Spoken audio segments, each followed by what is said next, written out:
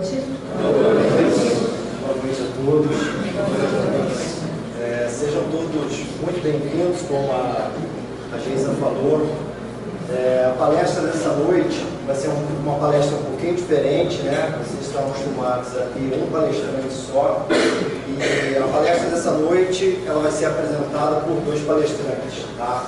Deveriam ser três, porque essa palestra ela é o resultado de um estudo que nós fizemos aqui na casa recentemente, no grupo de estudo de ESG 2.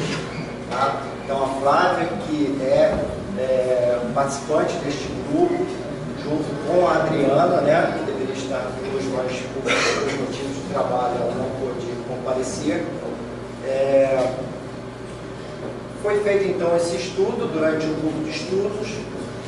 Nós achamos interessante trazer esse estudo como uma palestra, né, porque é um assunto, apesar de ser um assunto polêmico, é um assunto bastante interessante e que é interessante. A gente espera que todos possam ter bom proveito aqui da palestra dessa noite.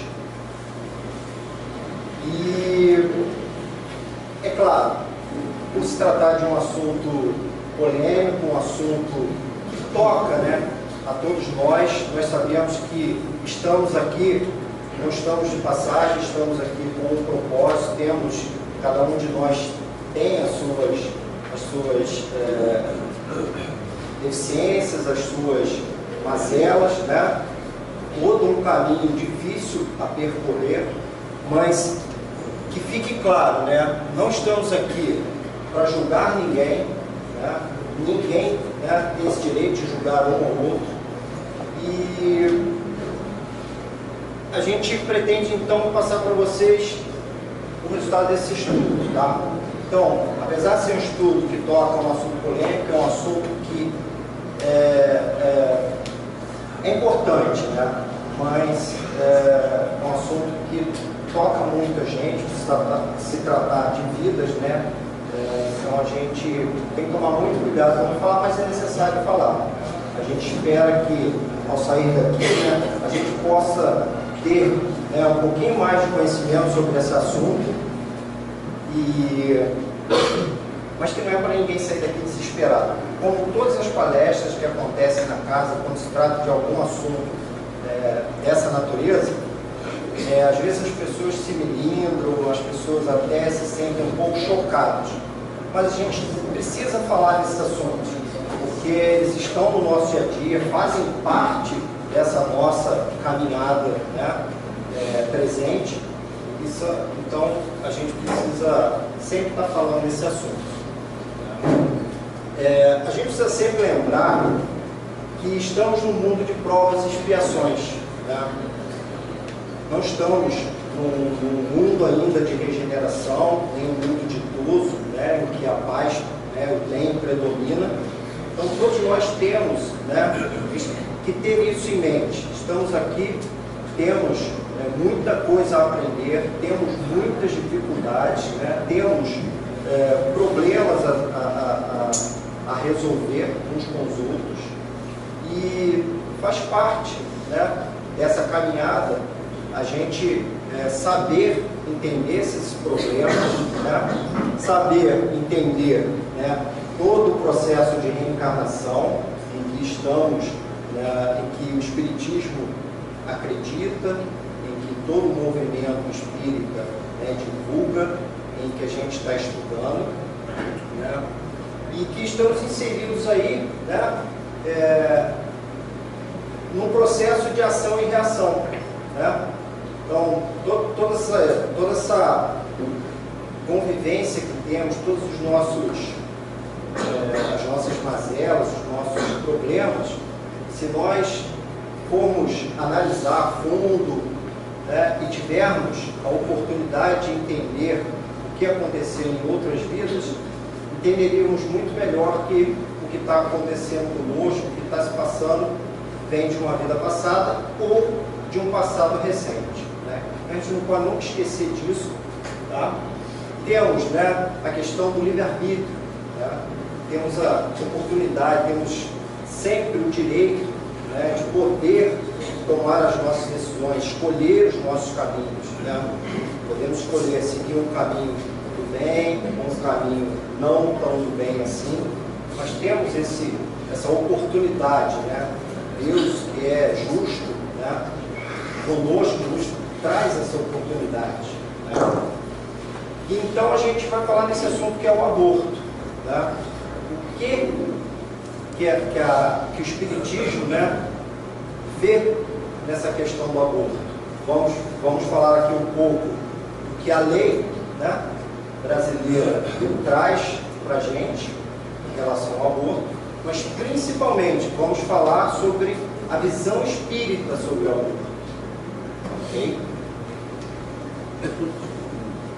E para falar de aborto, a gente se fundamentou numa questão que Allan Kardec fez aos espíritos superiores, que ele dizia o seguinte: qual o primeiro de todos os direitos naturais do homem? E os espíritos superiores sabiamente responderam: o de viver. Por isso é que ninguém tem o de atentar contra a vida de seu semelhante, nem de fazer o que quer que possa comprometer-lhe a existência corporal. Então, a gente vai falar de aborto, que é a interrupção da vida. A partir disso, a gente começa a pensar que, se como uma lei de Deus, o direito de viver é o maior de todos, já dá para a gente começar a entender qual vai ser a visão do Espiritismo em relação a isso.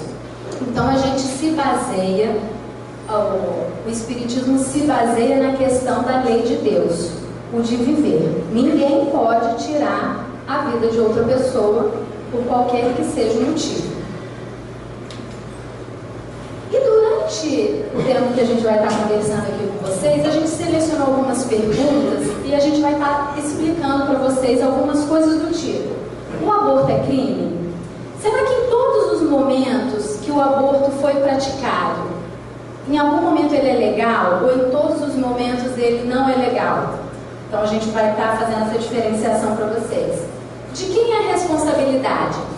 Será que a responsabilidade é toda da mulher? Porque foi ela que cometeu, ela que foi ao médico, ela que tinha a criança no ventre? Ou será que o marido, o companheiro que a obrigou a realizar o aborto também tem alguma culpa nisso? O médico que realizou a cirurgia ou o aborto clandestino também tem uma responsabilidade nisso? Então a gente vai estar também tratando essa questão. Como é que a gente faz para entender o aborto espontâneo? Muita gente a gente conhece ou já ouviu falar, ou até mesmo a gente já passou por um aborto espontâneo. Será que tem uma explicação? Será que é só porque Deus quer? Ou tem alguma coisa por trás disso?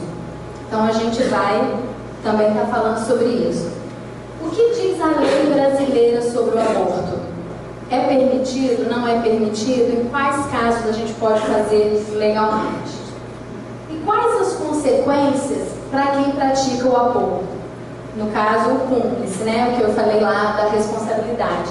Aquele que era uma amiga que ouviu: ah, estou querendo fazer um aborto, será que ela impediu de alguma forma isso? Orientou? Então, essas questões todas a gente vai estar falando aqui nesse tempo que a gente vai estar com vocês. Então, para a gente começar a entender o aborto, a gente foi buscar a definição de aborto. E a gente encontrou que aborto é a ação ou efeito de abortar, abortamento, interrupção voluntária ou provocada de uma gravidez, o próprio feto expelido ou retirado antes do tempo normal. Então aqui a gente já pode ver que existem dois tipos de aborto: o aborto voluntário, que é o espontâneo, que do nada a pessoa estava tendo uma gestação tranquila, fazendo acompanhamento médico, queria que essa gestação fosse até o final, mas por alguma intercorrência ela abortou. E o aborto provocado? A gente sabe que são vários os motivos que levam uma pessoa a querer praticar o aborto. E a gente também não está aqui para julgar quem porventura já cometeu. Então a gente sabe que a pessoa que passou por um estupro, um ato de violência, será que ela tem condições de manter aquela gestação? Ou ela opta por fazer o aborto?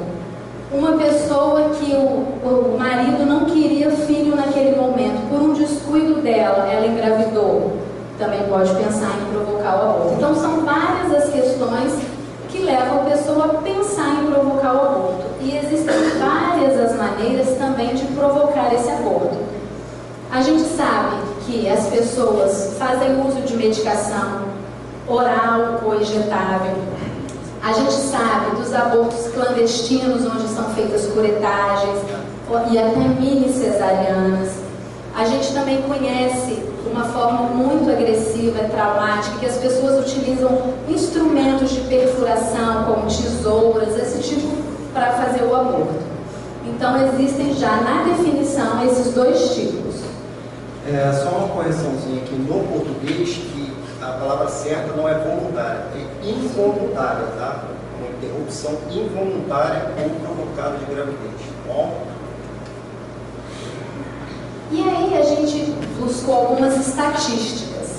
A gente viu que no Brasil o aborto ele não é totalmente legalizado. Existem alguns casos em que ele vai ser legal, que a gente vai falar mais pra frente.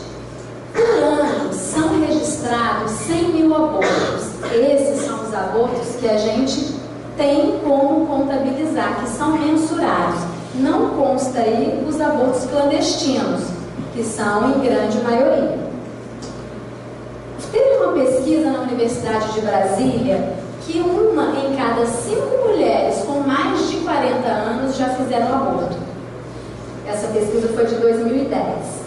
E que a maior incidência dos abortos ocorre nas mulheres que fazem o aborto, são mulheres na faixa etária entre 20 e 29 anos e que possuem uma vida, um relacionamento estável. Então, é uma coisa para a gente começar a pensar. O aborto também é a 5ª maior causa de morte materna. Principalmente por conta dos abortos clandestinos, né, que não tem toda uma estrutura para estar se realizando. Dentre os argumentos, né, utilizados, né, a gente vai ver que tem, né, a questão das feministas, né, uma questão, o que seria o eugênico e a questão legal. Né. Nesse ponto de vista feminista, né, se defende muito a questão hoje de como a mulher está muito inserida no mercado, tudo aquilo que venha a dificultar, né, ou a prejudicar digamos, essa nova etapa em que as mulheres hoje vivem, né? A gente sabe que no passado não tão distante, né, as mulheres não estavam tão inseridas no mercado de trabalho, né, tinham outras funções, era mais a mulher do lar. Né? Hoje em dia não, hoje em dia todas as mulheres já estão trabalhando de igual para igual com os homens, né? Então tem todo um argumento, né? Todo um argumento defendendo de que, né, a gravidez pode vir a atrapalhar, né, toda a carreira, né, da mulher dentro desse mercado de trabalho, do seu emprego, né? E também a questão de que, uma vez que o filho está dentro, né, da mulher, dentro do ventre da mulher, aquilo é uma propriedade dela, ela pode fazer o que ela quiser com aquele filho. Né? Então, a gente vai ver que não é bem assim. Né? A gente, vamos seguindo. E, recentemente, né, nas redes sociais, alguns movimentos até de pessoas, mulheres feministas, indo para a rua, defendendo, né, essa questão, né, de legalização do aborto, né? E até se discute muito essa questão de o útero laico, né? Quer dizer, nenhuma religião deve se meter ou dar opinião em aquilo que a mulher deve tomar de decisão, né? Então, quer dizer, se fala muito disso, meu útero é laico, né? Então, vocês pesquisarem, né, nas redes sociais, né, nos jornais, tem falado muito disso, né? A questão do eugênico, né, é a questão de ter um ser puro, né? Se a gente pensar um pouco aí na época dos nazistas, né, tinha muito essa questão, né? Hitler defendia muito ter a raça pura, né? Imaginemos então que se implemente a questão de se fazer o exame numa grávida, né, numa mulher grávida, e se ver que aquele ser que está sendo gerado ali, por algum motivo, tem algum problema, tem algum defeito, tem alguma anomalia, né? E aí, então, é permitido o aborto, né? Porque tem essas anomalias, ou até chegar ao ponto de detectar que aquele ser que está sendo gerado não é o ser padrão, o ser perfeito que vai contribuir com a humanidade, né? Então, a questão de eugenia fala muito nisso, em ter raças melhores. É claro que a gente, com a evolução, a gente acaba se purificando, a gente vê que crianças hoje em dia são muito espertas, né? Isso é da natureza, isso já é natural, a gente já, né, a nossa raça já está se melhorando a cada dia, tá? E a questão legal tem um dado interessante aqui, que é a questão em que os soldados, quando invadiam, né, durante a Segunda Guerra, invadiam determinados locais, muitos desses soldados cometiam o estupro, né? E muitas das mulheres que eram cometidas por esse estupro ou não, vinham a ficar grávidas, né? Então os legisladores da época, junto com todo, né, o governo, a população, desde então começou a pensar nessa questão, né? É uma lástima a pessoa ficar grávida e o cara é um soldado e foi embora e não vai poder criar mais. Então, até se falou na questão de o aborto sentimental, né? E acabou, desde aí então, começando essa questão de querer se legalizar o aborto. E o que diz a lei, né? A lei brasileira, né, no Código Penal de 1940, no artigo 128, diz o seguinte: não se pune o aborto praticado por médico, aborto necessário, se não há outro meio de salvar a vida da gestante, aborto no caso de gravidez resultante de aborto, de estupro, perdão. Se a gravidez resulta de estupro, o aborto é precedido de consentimento da gestante ou quando incapaz de seu representante legal, tá? E aí tem um projeto de lei agora recente que até trouxe à tona toda essa discussão, que é esse projeto de lei 5069, que acrescentou a esse item 2 a questão do constatado em exame de corpo de delito e comunicado à autoridade policial. O que acontece? A lei falava, né, que bastava que a gestante tivesse uma comprovação, essa comprovação era questão de ir a um órgão policial, né, e fazer o registro do boletim de ocorrência, né, um BO, e ela tinha, né, a partir desse momento, atestado que ela tinha sido estuprada sem nenhuma outra prova, e ela poderia então fazer o aborto. O que esse projeto de lei fez? Acrescentou a questão dela ter que, além do boletim de ocorrência, ela ter que fazer o exame de corpo de delito. Então, num ponto de vista mais material, num ponto de vista humano, a questão ficou um pouco mais amarrada, porque não é só a questão, engravidei, fui leviano, engravidei aí na vida, nas palavras da vida, vou lá, faço um BO, tenho o direito de fazer o aborto, né? Mas não é assim. A lei então foi revisada, e aí está toda uma polêmica em relação a isso, que entrou esse projeto de lei para que seja realmente comprovado. Precisa do boletim de ocorrência e também do exame de corpo de delito. Uma outra PL é a 2091, que foi um pouco antes da 5069, né? Foi aprovada antes da 5069, que fez com que o SUS tivesse que fazer o aborto no caso previsto em lei, que anteriormente não era previsto, tá? Só título de lei. Não é o nosso intuito aqui se ater muito à lei, porque a palestra é sobre a visão espírita, tá? Mas a gente precisa passar pela lei, que é a lei dos homens. Então a gente viu, respondendo uma daquelas questões que eu falei lá no início, se o aborto é legal no Brasil. Então, nesses dois casos, a gente viu que o aborto é legal. Se a mãe correr risco de vida ou em caso de estupro, comprovado. Então, é legalizado isso. E a visão espírita? Então, aí a gente vai chegar no ponto que a gente quer. O espiritismo vai permitir, não vai permitir?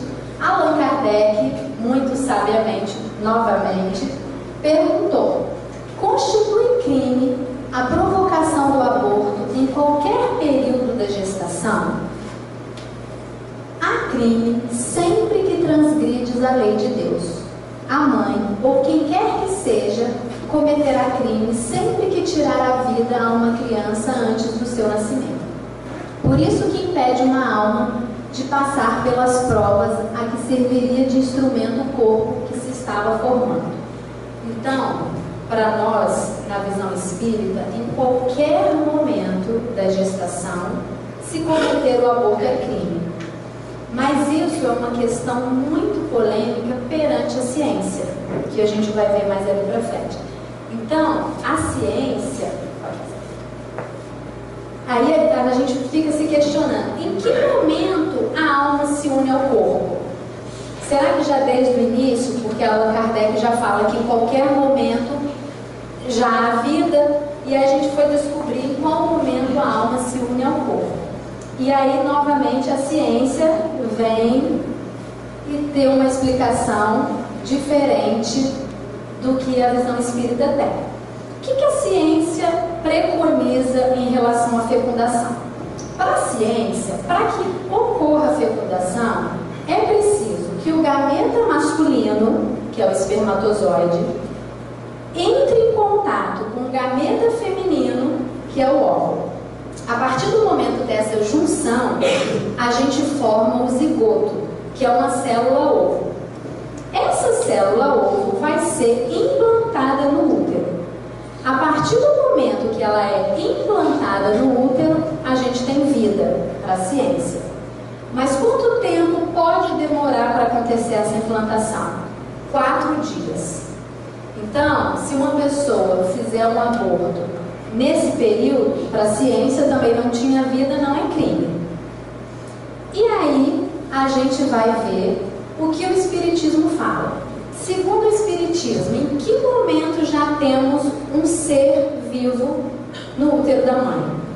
Para o Espiritismo, a vida começa no momento exato em que o espermatozoide entrou em contato com o óvulo. Nesse momento, a gente já pode considerar que tem um ser vivo sendo gerado no útero da mãe.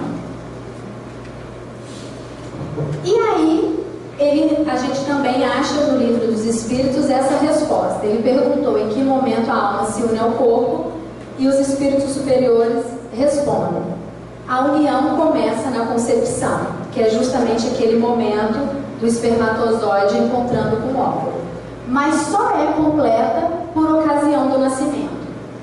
Desde o instante da concepção, o espírito designado para habitar certo corpo, a este se liga por um cordão fluídico, que cada vez mais se vai apertando até o instante em que a criança vê a luz.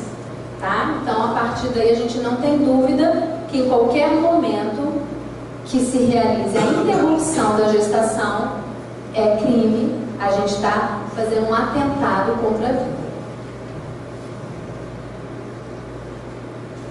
E aí, a gente vai falar especificamente agora daqueles 2 tipos de aborto que a gente citou lá na definição, que é o aborto espontâneo e o aborto provocado.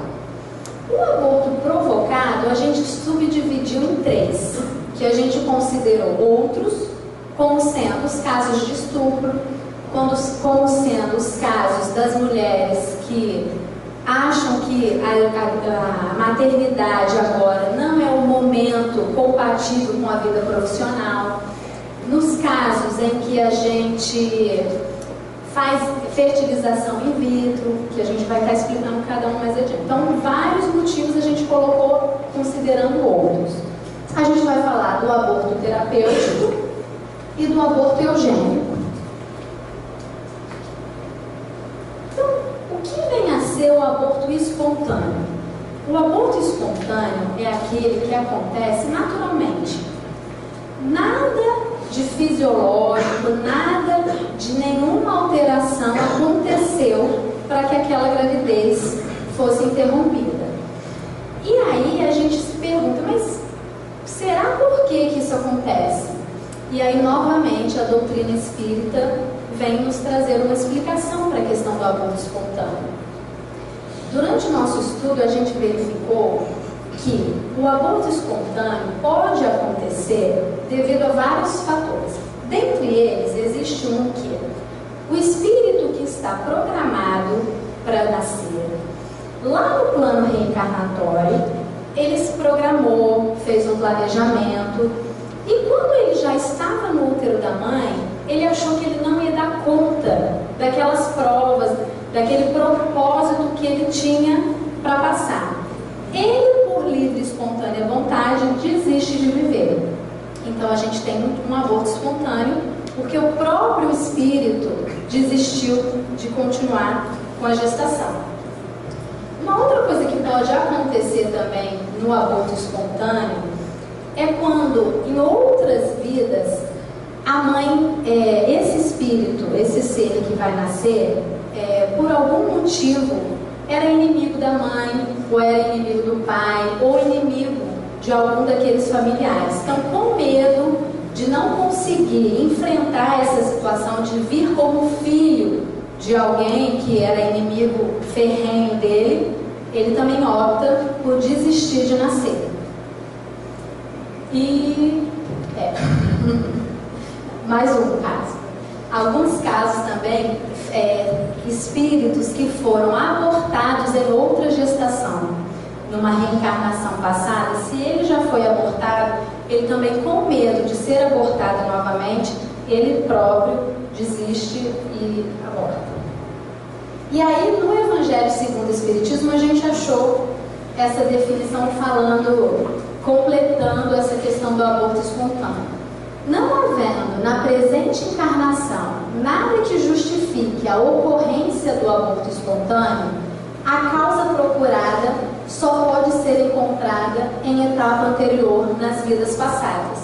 Esses exemplos que eu acabei citando, né? Então, todos eles, se a gente parar para pensar, foram coisas que aconteceram em vidas passadas e por isso agora o espírito não se sente à vontade de completar a gestação e reencarnar.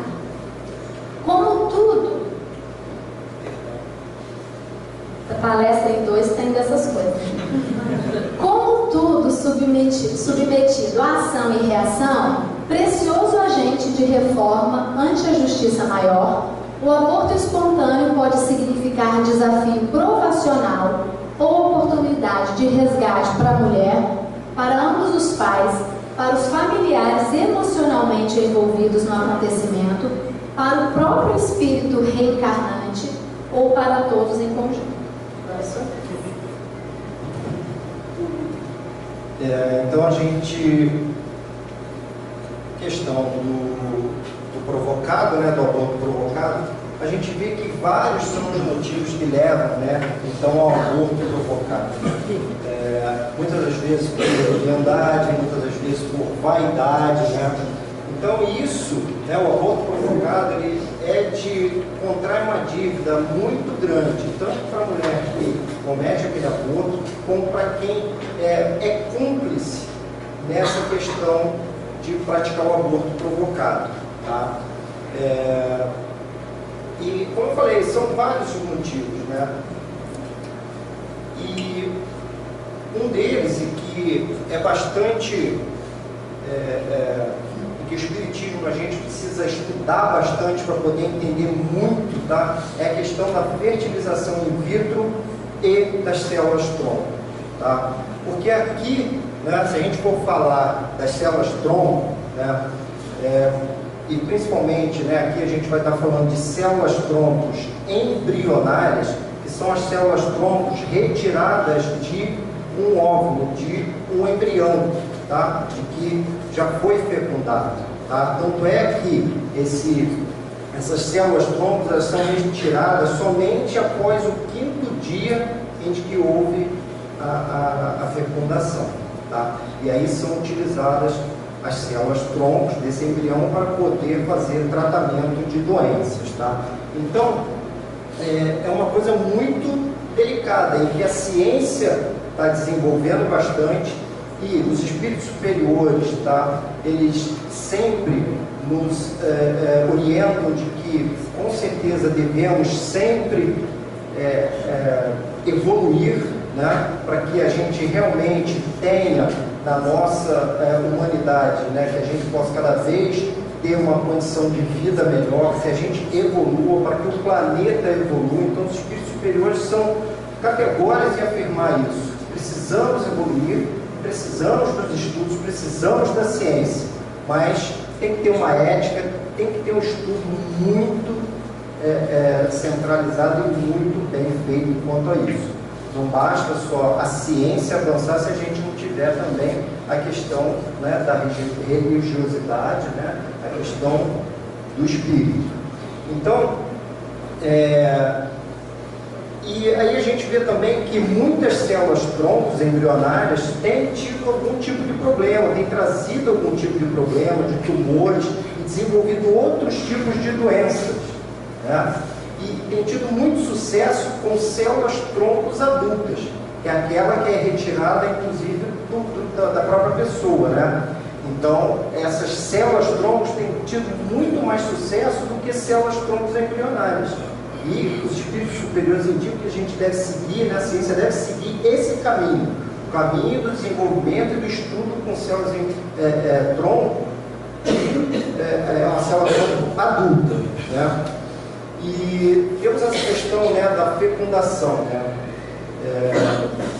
Que é essa fecundação in vitro, que é todos aqueles ovos que são produzidos para serem colocados no útero da mãe, né? E tem a questão daqueles que não são aproveitados. Alguns são descartados e alguns são congelados, né?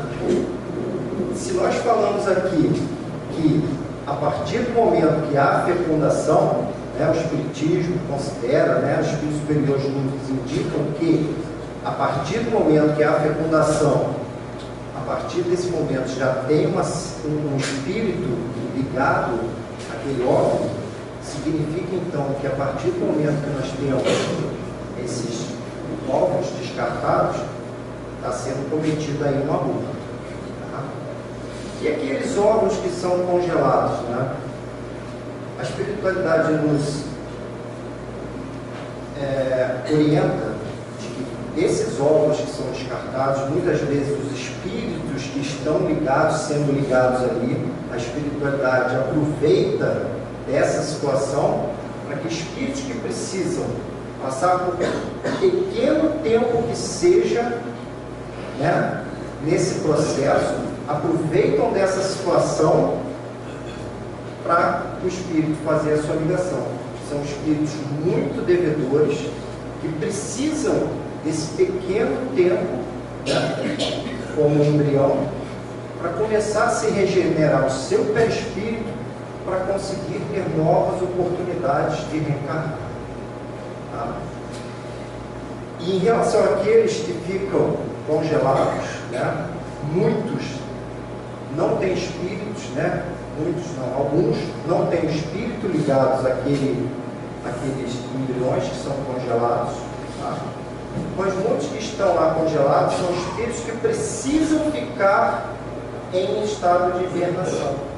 São espíritos que precisam, devido a muitas dívidas contraídas com outros espíritos, ficar em um local protegido, um local em que ele vai ficar congelado e de alguma forma protegido de outros espíritos que estão cobrando dívidas dele, né?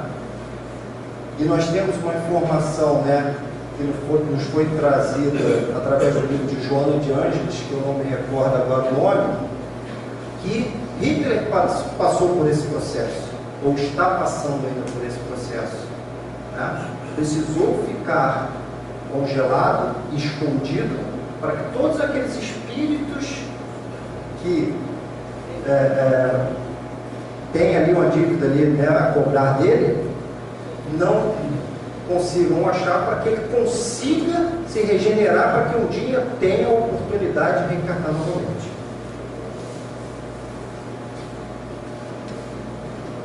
E aí a gente vai falar também agora da questão do estudo.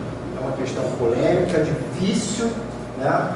Porque é muito fácil quando a gente fala dos outros, mas é difícil quando a gente tem que falar da gente, né? Então,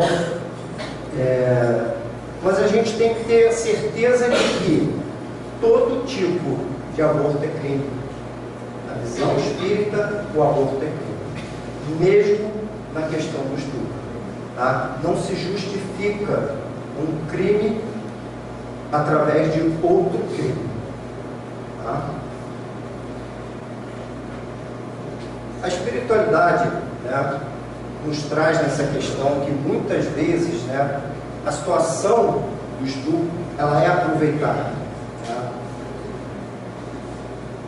A situação em si, às vezes, é a cobrança de uma dívida, né, é o pagamento de uma dívida daquela mulher, né, em relação a uma determinada situação.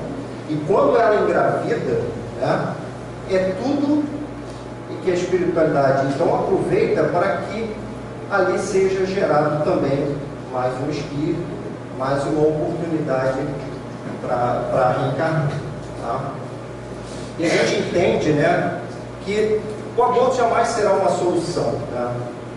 Jamais será uma solução ética.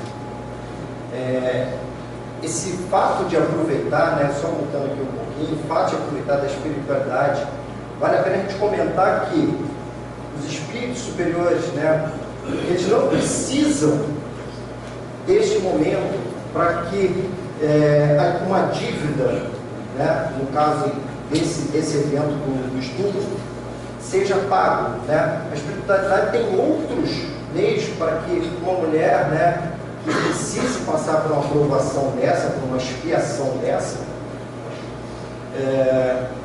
quite aquela dívida, tanto com ela como com a consciência cósmica. Tá? Consciência cósmica é a questão de uma consciência mais elevada, a consciência que está ao nível de Jesus, né? Na pureza e nessa simplicidade de Jesus. Tá? É aquela consciência do mais alto nível, do mais alto grau de pureza possível. Tá? Então não há, a espiritualidade não precisa do ato do estudo, mas já que acaba acontecendo uma situação, é aproveitado o momento. Tá? E o Espiritismo defende muito que a gente pudesse ter leis, pudesse ter, né, na nossa sociedade, políticas, né, políticas públicas, políticas que aproveitasse essa situação e que protegesse a mulher da maneira que ela pudesse ser acompanhada, e uma vez que ela não tivesse condições de cuidar daquele filho, que aquele filho pudesse ser colocado para adoção. Mas não é muito fácil, né? Não é tão simples assim. Precisamos de políticas que possam realmente fazer com que isso ocorra. Tá? Tem uma história até interessante aqui sobre esse assunto, que Divaldo sempre falou, né, em mulheres que foram procurá-lo sobre a questão de ter sido estuprada, né? E aí Divaldo sempre falou para elas, né, minha filha, siga adiante. Se você não conseguir ter esse filho e continuar com esse filho, traga para a nossa mansão que nós vamos cuidar dessa criança. E em várias ocasiões as mulheres não trouxeram as crianças para ir embora, elas tiveram as crianças, continuaram com suas crianças. E aí eu vou falar um pouco do aborto provocado, que a gente classificou como eugênico. Quando o Sérgio lá na frente falou da questão do nazismo, da Alemanha, da seleção da raça, é o que acontece nessa situação. Esse aborto, alguns juízes já autorizaram esse tipo de aborto em casos em que, durante a gestação, a mãe, no momento de fazendo os exames do pré-natal, detecta que a criança tem uma anomalia. Todos os casos em que já foram legalizados, as crianças eram anencéfalas. São aquelas crianças que nascem sem cérebro. E aí já houve casos em que foi legalizado para algumas mães cometerem um aborto. Porque eles alegam que a pessoa sem cérebro não vai ter vida. Mas não é assim que o Espiritismo vê. a gente sabe que a pessoa, mesmo que nasça sem cérebro, ela precisa passar por aquilo. É um momento em que ela está se resgatando de alguma forma. E nem que ela viva 1 hora, 1 semana, 5 dias, nem sempre o anencefalo nasce morto. Muitas vezes eles duram algumas horas, até poucos dias pode isso acontecer. E durante o nosso estudo também a gente verificou que, na maioria dos casos, as crianças que nascem sem cérebro foram crianças suicidas em outra encarnação. Mas suicidou com a corda no pescoço? Não. Foram suicidas que acometeram contra a caixa craniana, ou por tiro, ou pularam de edifícios altos e caíram de cabeça. Essas, na sua grande maioria, têm que passar por esse processo de vir sem o cérebro, né, para ter uma forma de resgate para que possa progredir o espírito. E esse tempo em que a mãe gera essa criança, que ela, mesmo sabendo que ele vai viver poucos minutos, ela dá amor, ela dá carinho. Isso para ele já é um resgate enorme.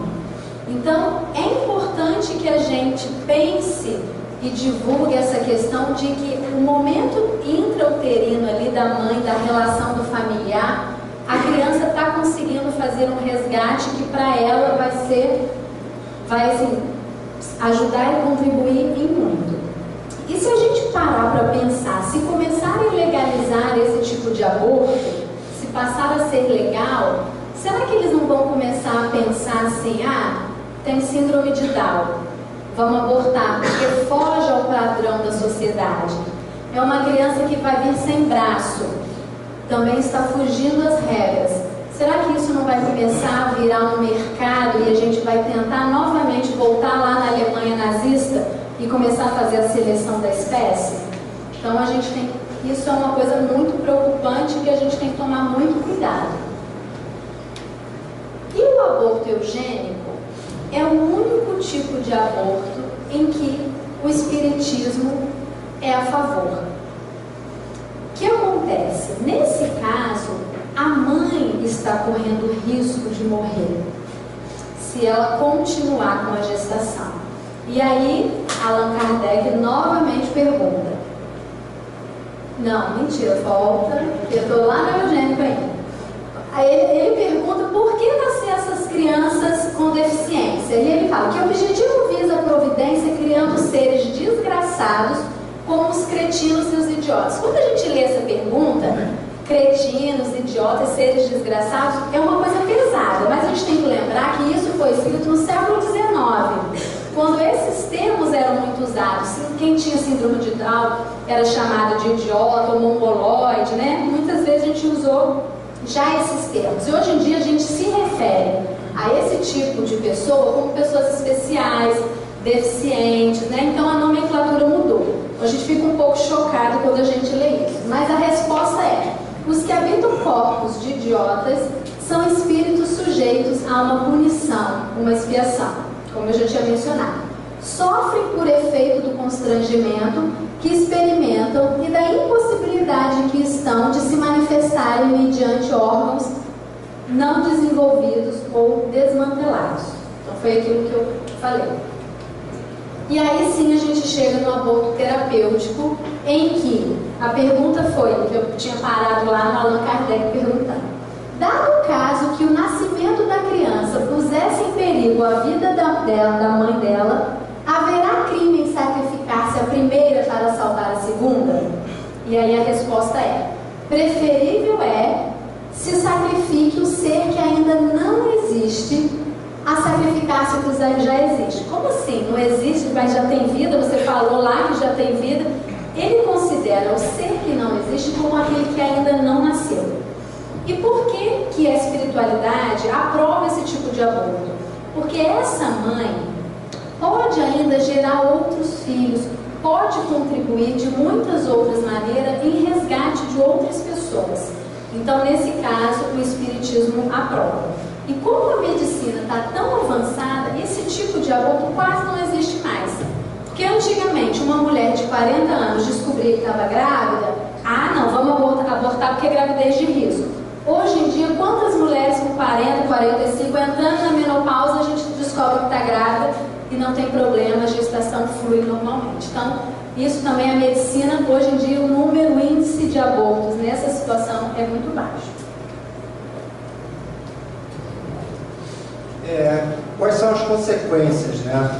A gente vê que as consequências, né, temos as consequências imediatas, né, mas temos consequências também que podem passar por uma outra reencarnação, né, como principalmente problemas no aparelho reprodutivo da mulher, né, ou do homem também, né, aquele que incentiva esse aborto pode também vir a ter problema do seu aparelho reprodutor, né? Mas as mulheres principalmente têm problemas, acabam tendo problemas do aparelho reprodutor e também problemas psíquicos, né? Muitas mulheres que cometem o aborto, elas acabam pensando muito naquilo e acabam entrando numa sintonia em que vai entrar numa depressão e vai acabar, né, entrando num estado de loucura.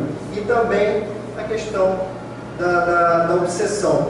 Nós sabemos que quando a gente entra numa sintonia de padrão vibratório baixo, né, estamos em sintonia com espíritos, né, que compartilham daquelas ideias. E aí acaba acontecendo um processo de obsessão. Tá?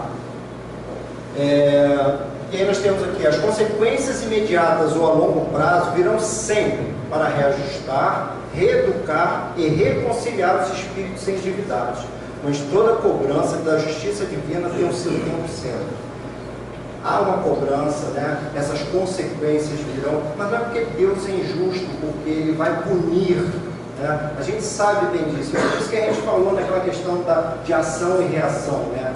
Nós temos essa oportunidade de reencarnar, ter a oportunidade de resgatar as nossas dívidas com os nossos irmãos, né? E sempre vamos tendo as oportunidades. E aqui um estudozinho de caso. Vou ler brevemente, porque nosso tempo está terminando. Uma pessoa casada, bonita, alegre, apreciadora de festas, viagens e reuniões sociais, realizou entre os 22 e os 26 anos de idade 3 abortos, exercendo o próprio livre-arbítrio.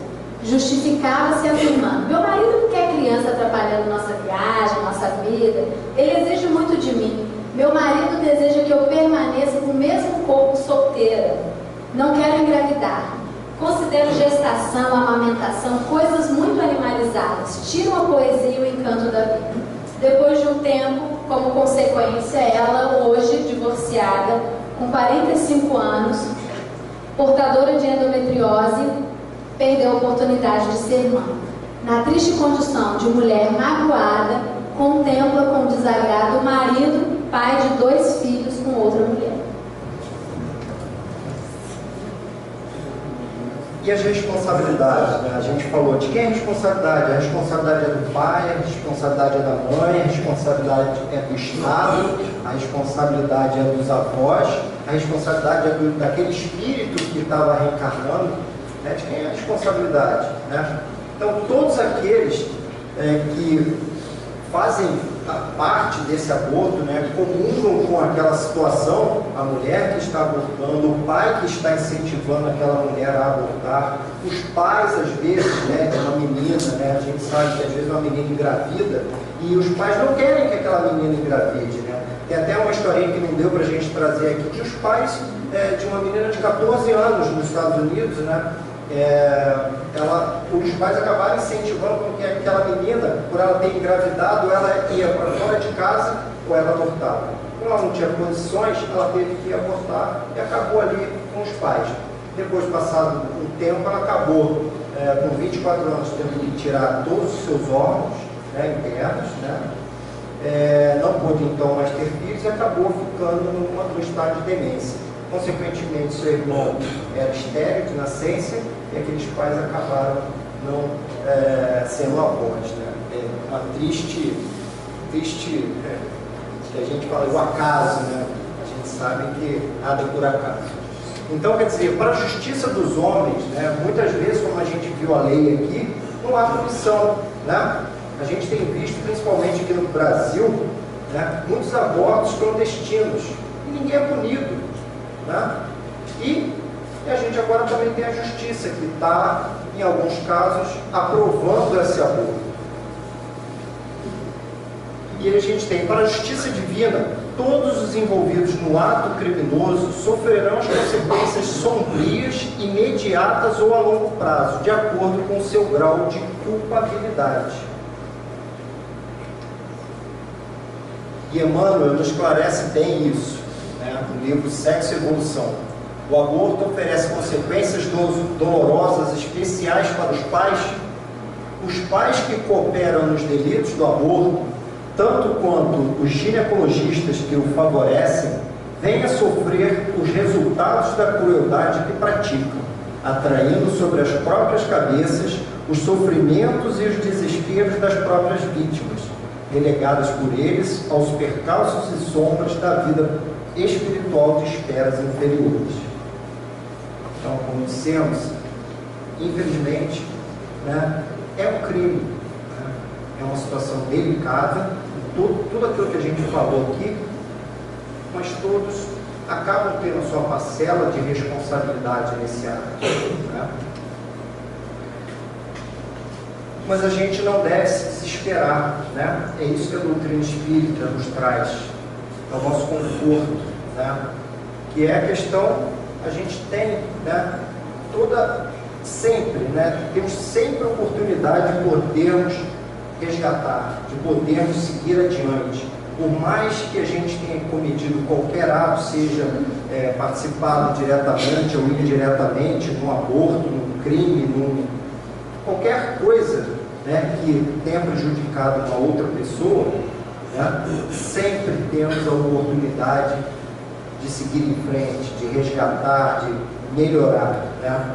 A doutrina espírita nos explica muito bem isso. Temos sempre a oportunidade de seguir adiante. E não precisamos esperar uma próxima reencarnação, né? Outro dia mesmo eu estava assistindo uma palestra aqui e acho que foi o Marcelo, ele falou, às vezes a gente tem uma dívida com um irmão, né? E aí quando aquele irmão, né, desencarna, a gente, que bom que ele desencarnou, né? A gente fica feliz por aquilo. E ao contrário, a gente deve ficar triste, porque aquele irmão que desencarnou, eu tenho uma dívida com ele, eu não consegui pagar. E isso vai ficar para uma próxima vida, para uma próxima reencarnação, ou quem sabe para uma outra, né? Então, a gente deve começar agora. Precisamos começar agora, seja lá o que tenhamos cometido. E se não tivermos cometido nada, que bom, continuemos praticando bem, seguindo o caminho do bem, né? E a gente, né, como a gente até falou aqui no início, não se busca, né, a gente não deve condenar ninguém, nunca, né? Não é isso que a doutrina espírita nos ensina, não é isso que Jesus Cristo nos ensinou, né, naquela situação, naquela passagem de Maria de Madalena, né, na praça, que ele fala, né, que atire a primeira pedra, né, quem estiver sem pecado, né? E isso foi uma situação de adultério, mas a gente pode trazer isso para todas as situações em que há o perdão, né? Jesus nos ensina isso, né? Que ele fala, eu também não te condeno, vai e não tornes a pecar, né? É a oportunidade que a gente tem. Erramos, vamos seguir em frente e não vamos errar mais, e sermos melhores a cada dia.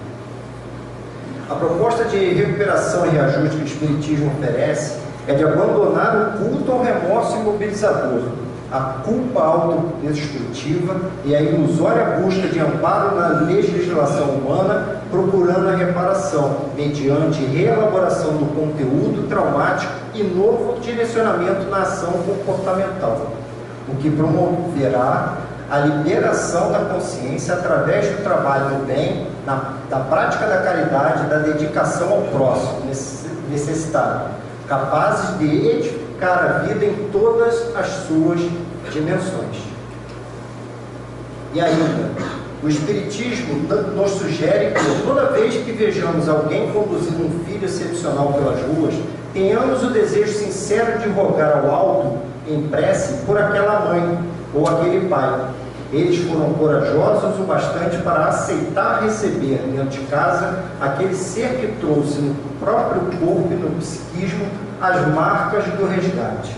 Roguemos também por nós, se tivermos nessa condição, para que as belezas da vida, enviadas incessantemente por nosso Pai, suavizem nossas dores, a fim de que, sendo fiéis nessa boa luta, possamos merecer mais à frente a paz de consciência de que tanto precisamos.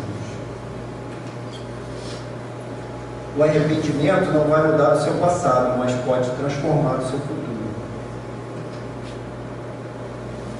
E aí temos aqui, né, a questão de um movimento pela vida, né, que a FEB tem trabalhado bastante, tem se empenhado bastante para que a gente possa defender o direito à vida, defender essa questão, né, do aborto e tudo, que é a questão do direito à vida, o respeito à vida. Né? O direito à vida é amplo e restrito, sagrado em si e consagrado mundialmente. No que tange ao direito brasileiro, a inviolabilidade do direito à vida acha-se prevista na Constituição Federal, o primeiro entre os direitos individuais, quando essa lei básica com ênfase dispõe sobre os direitos e garantias fundamentais. O ser humano, como sujeito de direito no ordenamento jurídico brasileiro, existe desde a sua concepção, ainda no ventre materno. Essa afirmativa é válida porque a ciência e a prática médica hoje não tem dúvida alguma de que a criança existe desde quando fecundado o óvulo pelo espermatozoide, iniciando-se ali o seu desenvolvimento físico. Cabe a cada um de nós amar a vida e dignificá-la, tanto quanto cabe aos homens públicos e principalmente aos legisladores e governantes, criar as condições necessárias para que o respeito à vida e aos direitos humanos, inclusive do nascituro, né, a solidariedade e a ajuda recíproca sejam não só enunciados, mas praticados efetivamente, certos todos de que, independentemente da convicção religiosa ou doutrinária de cada um, não há dúvida de que somos seres criados por Deus, cujas leis, entre elas a maior, a lei de amor, regem nossos destinos.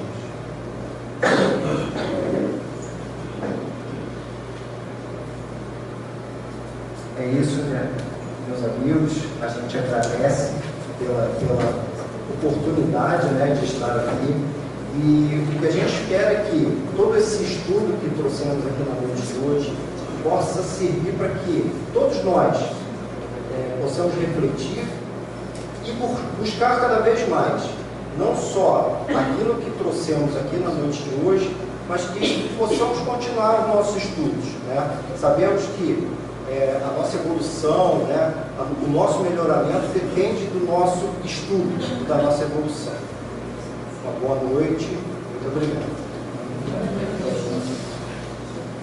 Nós aqui agradecemos.